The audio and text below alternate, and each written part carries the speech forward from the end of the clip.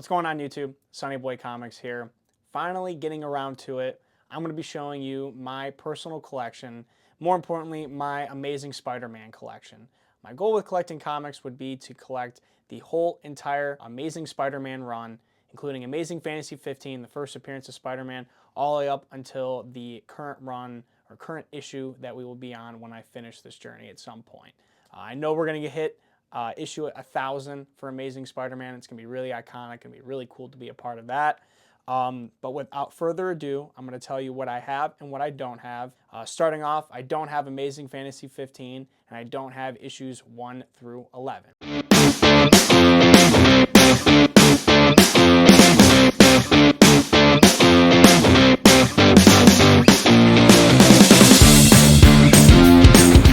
But what I do have is starting off the third appearance of Doc Ock. Otto Octavius here in issue 12 of Amazing Spider-Man.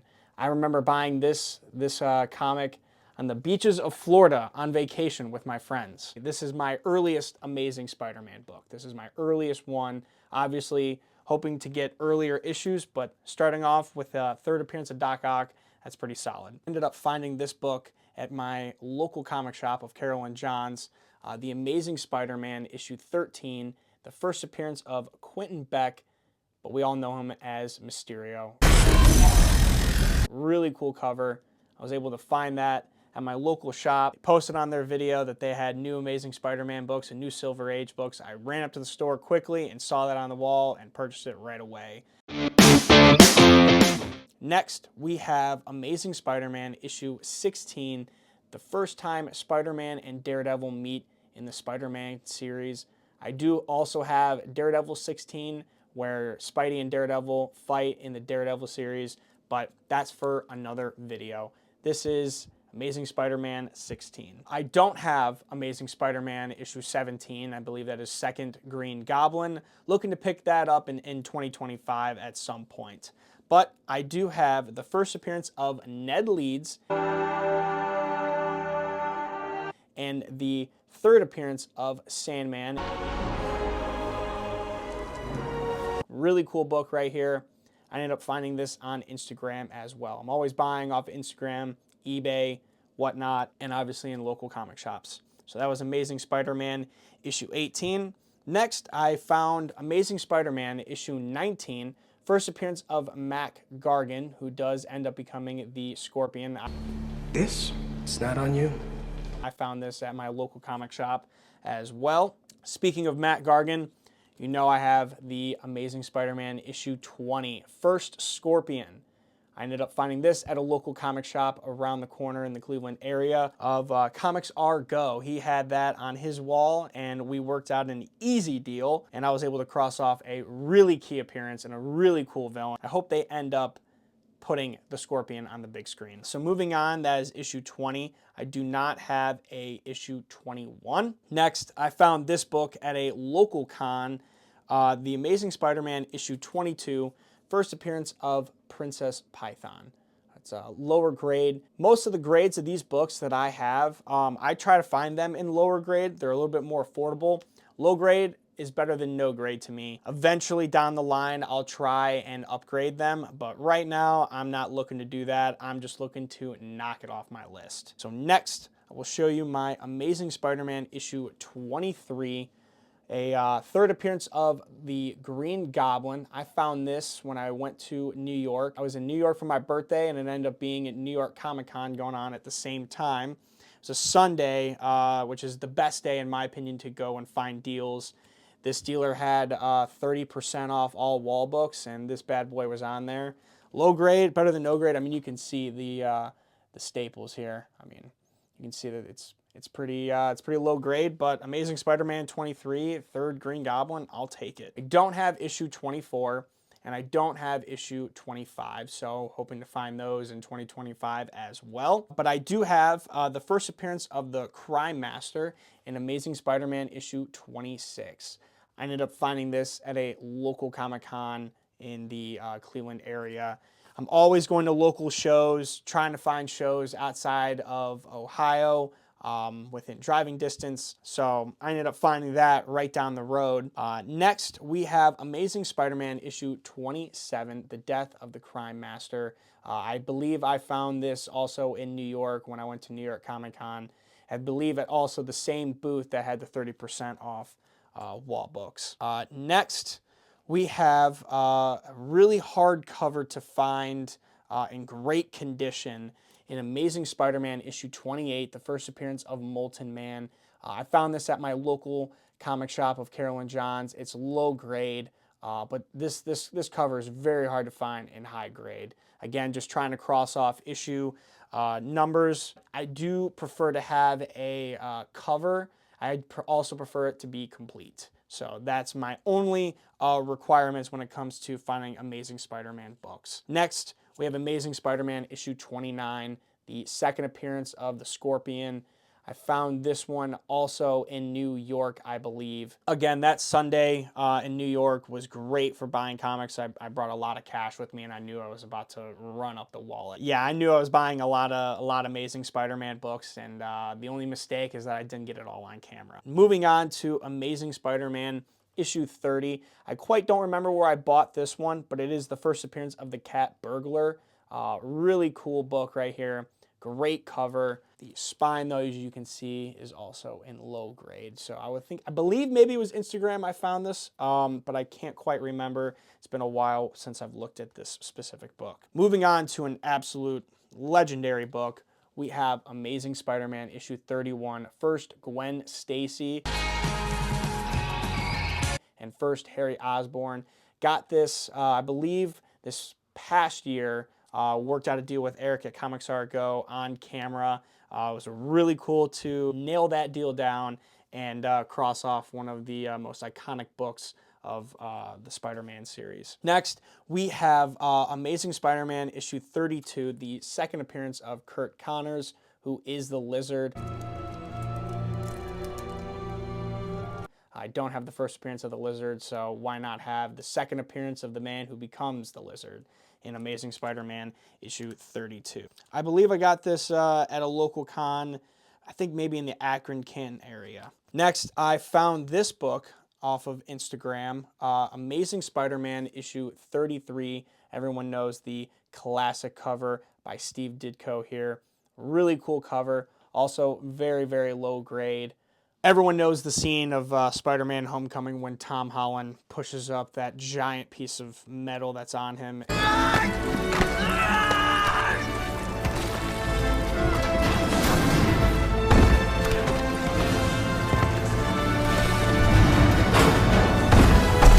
And that is coming directly from the comics right there. Next, we have Amazing Spider-Man issue 34. The second appearance of Gwen Stacy and the second appearance of Harry Osborn, but also we have Kraven the Hunter on the cover.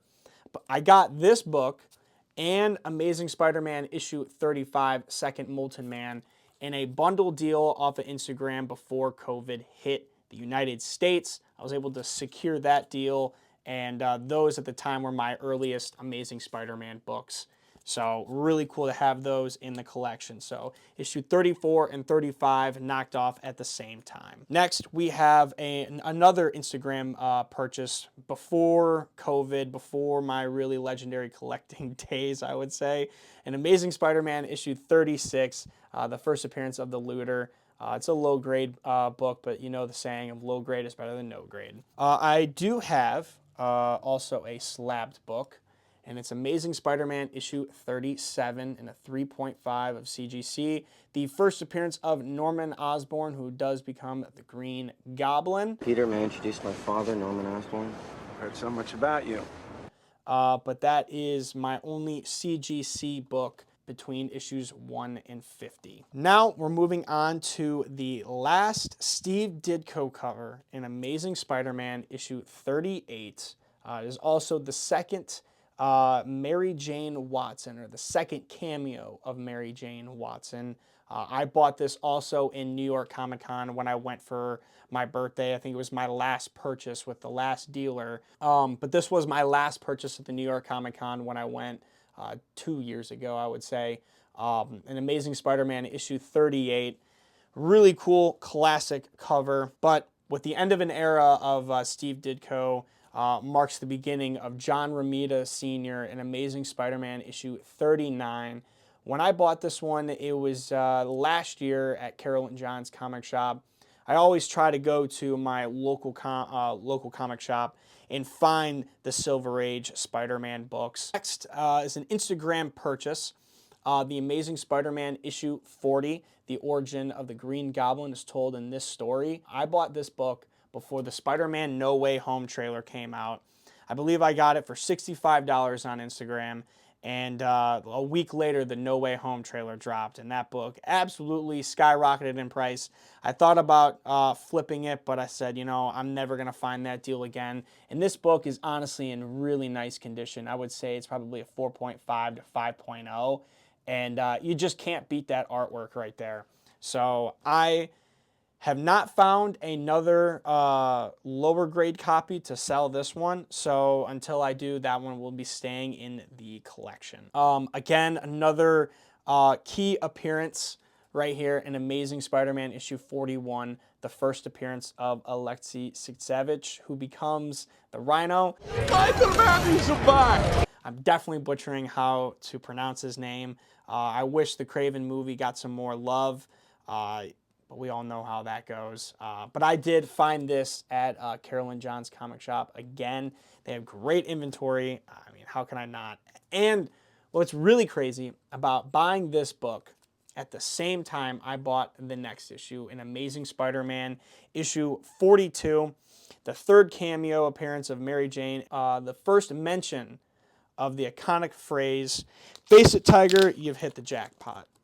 We're going to find that right now. We're going to find that. So, I mean, it's lower grade, but I'm very happy with this purchase. Yep, right here. "Face it, Tiger, you've hit the jackpot." I knocked off the first Rhino and the next issue after that, in Amazing Spider-Man issue 42 at the same time at my local comic shop. I go to comic shops a lot. Next, Amazing Spider-Man issue 43. It was an Instagram purchase a few years ago.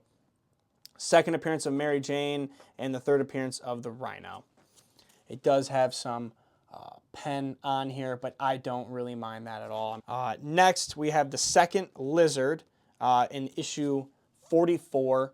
It was also a pre-COVID purchase, but definitely on Instagram. When I wasn't able to find books like this to this magnitude at local comic shops, I turned to Instagram. But I was always trying to reach out to people on Instagram and get my name out there a little bit, but also say that I'm looking for these Silver Age books. And they were hard to find, but when I did find them, I mean, I was able to get an easy deal done. A little bit of negotiations, but hey, everything's negotiable. So there's a little bit of give and take, and that's what fires me up about collecting comic books, especially Spider-Man. Next, we do have the third appearance of the Lizard in Amazing Spider-Man issue 45. Also, I believe an Instagram purchase. Again, at local comic shops, I wasn't able to find books like this to that magnitude. And also, it was early on in my collecting career. So, I mean, I think I maybe paid between 50 and 60 bucks for this when I was in college still. But at the time, this book at that price, that was higher up on the budget for me. And I thought, wow, I can't believe I just spent that money on a Silver Age book. And it's just one book. Normally, if I'm trying to spend $60, I'm trying to get 10 to 15 books. But to drop that money on one book was wild to me, especially with a book with a stamp date on here. I did a video talking about that. From 1966, November 23rd, 1966. I mean, that's an unbelievable piece of history right there to me. Found this book at my local comic shop, Amazing Spider-Man issue 46. I believe this was like one of the first books that I dropped some real cash on. The first appearance of the Shocker.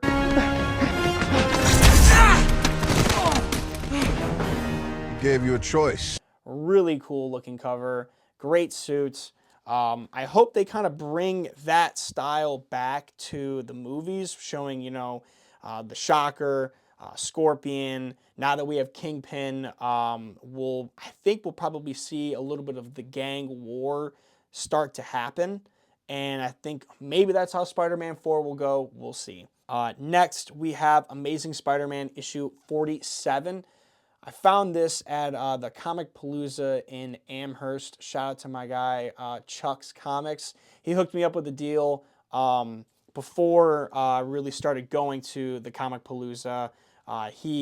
Him and I worked out a deal for this Amazing Spider-Man issue 47. This book always escaped me, and I was never able to find it anywhere, and if I did, it wasn't the right price, but Chuck and I worked out a great deal. We were able to get it done. Next, we have Amazing Spider-Man issue 48, the first appearance of the Vulture, but it is actually Blackie Drago as the new Vulture. This is actually a crazy Instagram purchase, but it wasn't a purchase. It was, I entered into a raffle, and the raffle had 150 spots at $2 a spot. People were filling this queue up really quickly. I put one spot in for $2, and there was maybe 30 Spider-Man books in there, including this issue 48. And I didn't think I was going to win. I think I had a 0.02% chance or something along those lines of it just not happening. And I ended up getting a message off of Instagram saying that I won, and then this book was in it. And it was actually really crazy. But to win something like that, to that magnitude, was really cool. This purchase was also at the local comic shop, Amazing Spider-Man issue 49. When I bought this, it was, I believe, after college for me. And this was the closest I could come to Amazing Spider-Man issue 50. And I thought, you know what? It'd be cool to have the books leading up to the first appearance of Kingpin. But here we are with Amazing Spider-Man issue 49 from 1967. That's absolutely crazy. It's pretty decent condition. Spine's pretty nice. Got Kraven and the new Vulture on the cover. But as I spoke about the Kingpin, started off 2025 with a bang, buying the Amazing Spider-Man issue 50, first Kingpin off of Instagram. I'm an outlaw. Got that in a bundle deal. What an iconic cover. Spider-Man quits and the Kingpin takes over New York. Really sweet. Check out the stack here. Did a tally between Amazing Fantasy 15 and Amazing Spider-Man 50. I'm missing 18 of the key issues in this first 50 or so books, 51 including the AF-15. So I think that's pretty impressive. I can't wait to see what 2025 has in store for this series and this collection. I can't wait to knock off more Spider-Man books. I really appreciate you guys watching. Shout out to all of you if you made it this far in the video. Can't thank you enough. Like, comment, subscribe, and I'll see you guys in the next video.